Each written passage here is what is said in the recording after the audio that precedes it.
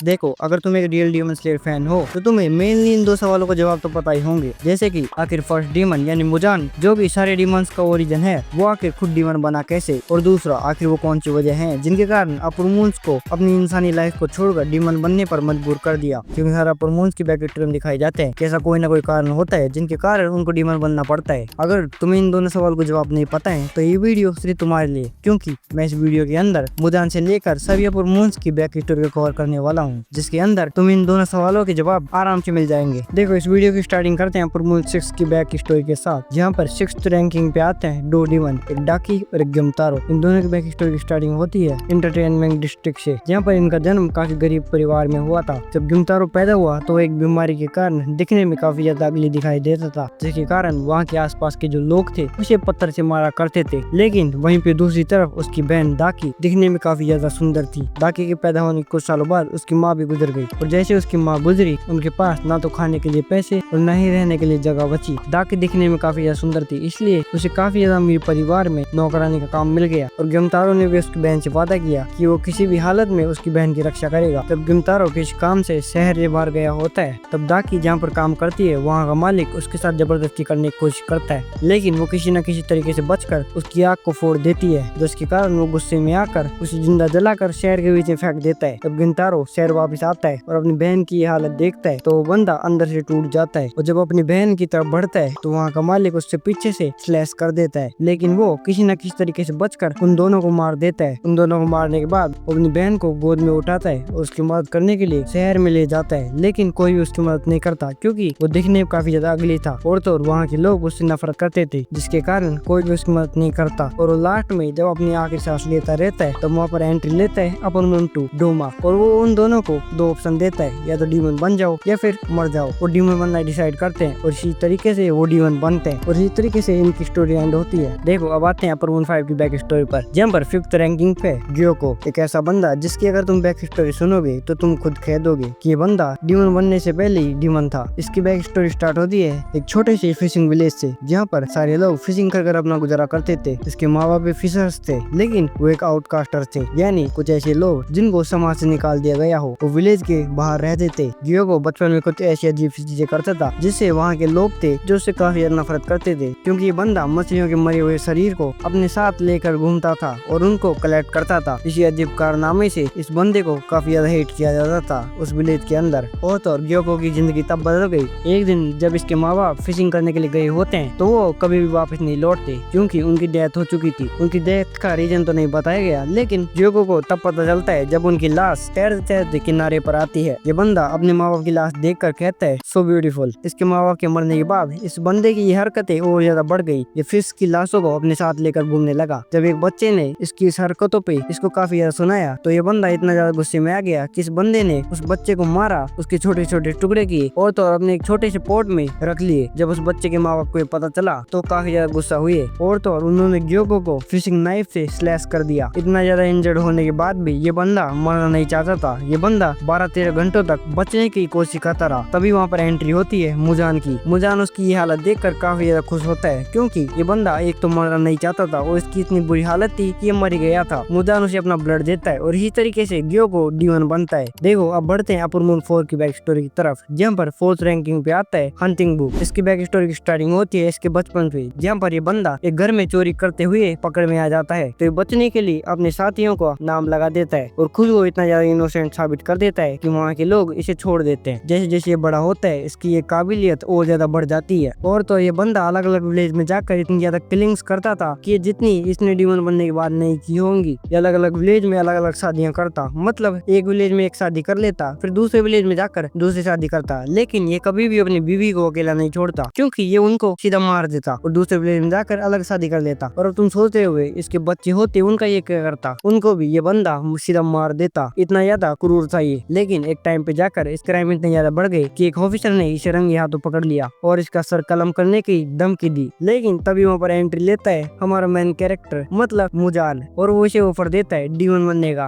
और ये बंदा सीधा उसका ऑफर एक्सेप्ट करता है और खुद को एक डीमन बना लेता है। डीमन बनने के बाद ये बंदा सबसे पहले जाकर उस ऑफिसर को मारता है, और इसी तरीके से इसकी स्टोरी खत्म होती है। देखो, अब स्टार्ट करते हैं अपर मून 3 की बैक स्टोरी को, लेकिन मैं इसकी बैक स्टोरी को स्टार्ट करूँ उससे पहले मैं तुम्हें अपर मून 3 की कुछ बातें बताना चाहता हूँ। तीसरे रैंकिंग पे आता है अकाजा, जिसकी बैक स्टोरी पूरे डीमन स्लेयर सीरीज में one of the greatest back story में आती है। तो चलो स्टार्ट करते हैं अकाजा की बैक स्टोरी को, जहाँ पर इसकी स्टार्टिंग होती है अकाजा के जन्म से। जहाँ पर जब अकाजा का जन्म हुआ तो इसके दादा काफी ज्यादा बाहर निकले होते हैं। जो आसपास के लोग थे वो उसे डीमन चाइल्ड कहकर बुलाया करते थे। अकाजा के जन्म के कुछ सालों बाद उसके पिता की तबीयत काफी ज्यादा खराब रहने लगी, और जब अकाजा 11 साल का हुआ तो उसके पिता की इतनी ज्यादा तबीयत खराब रहने लगी कि वो काम पर भी नहीं जा सकते थे। अकाजा के पास इतने पैसे नहीं थे कि वो अपने पिता का इलाज करा सके। इस कारण से उसके पास एक ही ऑप्शन बचता है, वो था चोरी का। वो लोगों के पास से चोरी करता और अपने पिता का इलाज कराता, लेकिन वो जब भी पकड़े जाता उसे इतना मारा जाता कि कोई भी आदमी आराम से मर जाए, और उसके हाथ पे परमानेंट टैटू बना दिया जाता जो कि चोरों पर बनाया जाता था। जब अकाजा तीसरी बार चोरी करता हुआ पकड़ा गया तो उसे